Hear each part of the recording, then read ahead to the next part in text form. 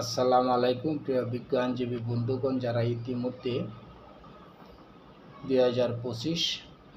High court written exam পরীক্ষার প্রস্তুতিতে রয়েছেন, সেই সকল বিজ্ঞ আইনজীবী বন্ধুগণদের স্বাগতম জানাই। আজকে একটি গুরুত্বপূর্ণ বিষয় নিয়ে আপনাদের সামনে আলোচনা করব, আর সেই বিষয়টি হলো কোয়াশমেন্ট, অর্থাৎ হাইকোর্ট ডিভিশনের একক এখতিয়ার 561-এর অধীন কোয়াশমেন্টের বিষয় নিয়ে আজকে আলোচনা করব। প্রিয় বন্ধুরা, শুরুতেই বলে রাখি যে একটি কোয়াশমেন্ট বা 561-এর অধীনে কখন আপনি দরখাস্ত মুসাবিদা করতে পারবেন বা 561-এর আবেদন করার আইনি অধিকার সৃষ্টি হবে, সে সমস্ত বিষয়ের ক্ষেত্রে লক্ষণীয় বিষয় হল নাম্বার 1,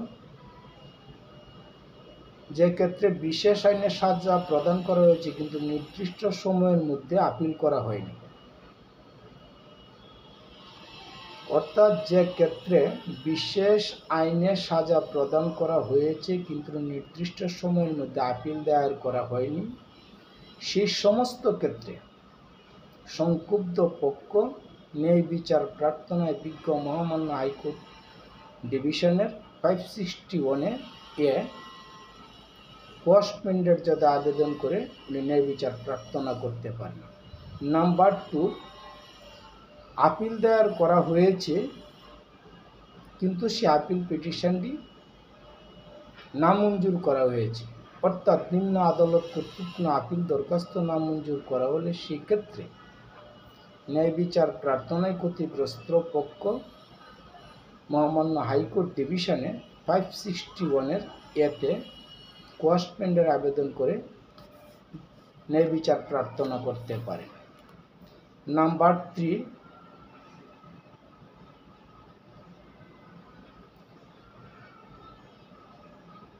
বিশেষ আইনে সাজার এগেনিস্টে আপিল দায়ের করা হয়েছে কিন্তু উক্ত আপিলের পিটিশন নামঞ্জুর বা খারিজ হয়েছে, সেই সমস্ত ক্ষেত্রে বিচার প্রার্থী সংক্ষুব্ধ পক্ষ 561-এর এ ধারায় মহামান্য হাইকোর্ট ডিভিশনে কোয়াশমেন্টের জন্য আবেদন করতে পারে। এমনকি কোনো আসামির অনুপস্থিতিতে যদি কোনো মামলার খালাস প্রদান করা হয়, সেক্ষেত্রে সংক্ষুব্ধ পক্ষ ন্যায় বিচার প্রার্থনায় বিজ্ঞ মহামান্য হাইকোর্ট ডিভিশনে 561-এর অধীন মহামান্য হাইকোর্ট ডিভিশনে কোয়াশমেন্টের জন্য আবেদন করতে পারেন, অর্থাৎ ওই মামলাটি তার বিরুদ্ধে আইনের সুনির্দিষ্ট রুলস এবং নীতি ভায়োলেশন করা হয়েছে মর্মে ন্যায় বিচার প্রার্থনায় উনি মহামান্য হাইকোর্ট ডিভিশনে কোয়াশমেন্টের জন্য আবেদন করতে পারেন। তেমনিভাবে নিম্ন আদালত তথা ট্রায়াল আদালতের যে কোনো প্রসিডিং পর্যায়ে যদি সংক্ষুব্ধ ব্যক্তি মনে করেন যে উনি ক্ষতিগ্রস্ত হয়েছেন, আইনের ব্যত্যয় ঘটেছে, আইনানুগভাবে সে আদেশটি ডিসপাস করা হয়নি, সেই সমস্ত ক্ষেত্রে সংক্ষুব্ধ ব্যক্তি ন্যায় বিচার প্রার্থনায় হাইকোর্ট ডিভিশনের একক এখতিয়ার তথা জুরিসডিকশন ফৌজদারি কার্যবিধির 561-এর অধীন কোয়াশমেন্টের জন্য আবেদন করে ন্যায় বিচার প্রার্থনা করতে পারেন। আর এই সমস্ত দরখাস্তকে বলা হয় মিসসেলেনিয়াস কেস। প্রিয় বন্ধুরা, যারা আপনারা ইতিমধ্যে বিজ্ঞ হাইকোর্ট ডিভিশনের রিটার্ন পরীক্ষার প্রস্তুতিতে রয়েছেন, আশা করি আপনাদের একটি কোয়াশমেন্ট মুসাবিদা করতে গিয়ে কোন কোন আদেশের এগেনিস্টে বা কী পর্যায়ে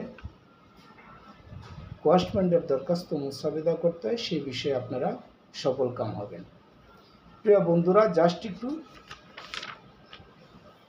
কোয়াশমেন্টের একটি দরখাস্তের উদাহরণস্বরূপ বিষয়ে একটু সামারি যদি করি, সেই বিষয়টি হলো একটি মামলায় কোয়াশমেন্টের দরখাস্তের একদম যে সমস্ত উপাদান বা বিষয়গুলি তথা প্রেয়ার পোর্শনে এবং কজ অফ অ্যাকশনে যে বিষয়গুলিকে গুরুত্ব দিয়ে যাতে কোনো অবস্থায় ভুল না হয় সেই বিষয়টিকে মাথায় রেখে একটি কোয়াশমেন্ট দরখাস্ত মুসাবিদা করতে হবে। সেই ক্ষেত্রে অত্যন্ত গুরুত্বপূর্ণ লক্ষণীয় বিষয় হলো যখন আমরা কজ অফ অ্যাকশনটা লিখি সেই সমস্ত ক্ষেত্রে আমরা যে আদেশ বা যে অর্ডার, যে বিষয় তথা যে প্রসিডিংকে আমরা চ্যালেঞ্জ করছি সেই বিষয়টাকে পুঙ্খানুপুঙ্খভাবে দরখাস্তের মুসাবিদায় সন্নিবেশিত করতে হবে। পাশাপাশি প্রেয়ার পোর্শনে গিয়ে আমরা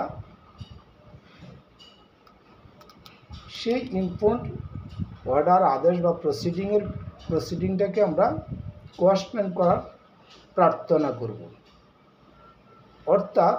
যে আদেশ বা প্রসিডিংয়ের বিরুদ্ধে আমরা 561 অধীন কোয়াশমেন্টের প্রার্থনা করছি সেই আদেশটিকে প্রেয়ার পোর্শনে কোয়াশমেন্ট চেয়ে আবেদন করতে হবে। প্রিয় বন্ধুরা, জাস্ট বিষয়গুলি ইঙ্গিত করলাম, যেহেতু ওরালি আজকের এই আলোচনাটি আপনাদের সামনে সংক্ষিপ্ত পরিসরে নিয়ে আসছি। আশা করি একটি কোয়াশমেন্ট দরখাস্ত মুসাবিদা করতে আপনারা সক্ষম হবেন এবং এই স্বল্প পরিসরে একটি কোয়াশমেন্ট দরখাস্ত যে সমস্ত আদেশের এগেনিস্টে বা যে সমস্ত অবস্থার প্রেক্ষিতে মহামান্য হাইকোর্ট ডিভিশনে 561 এর অধীন কোয়াশমেন্টের দরখাস্ত মুসাবিদা করতে হয় সেই বিষয়টি বা সেই বিষয়ের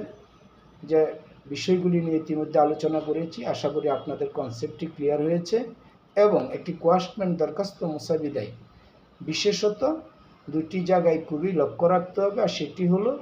কজ অফ অ্যাকশনের ক্ষেত্রে এবং প্রেয়ার পোর্শনের ক্ষেত্রে আপনি কোয়াশমেন্ট চেয়েছেন কিনা এই বিষয়টি খুবই গুরুত্ব দিয়ে একটি মামলা মুসাবিদা করতে হবে। প্রিয় শিক্ষার্থী বন্ধুগণ, বিজ্ঞ আইনজীবী বন্ধুগণ, আপনারা আপনাদের কাঙ্ক্ষিত লক্ষ্যে হাইকোর্ট রিটার্ন পরীক্ষায় সফল কাম হন সেই প্রত্যাশা করি। আল্লাহ আপনাদের মঙ্গল করুন।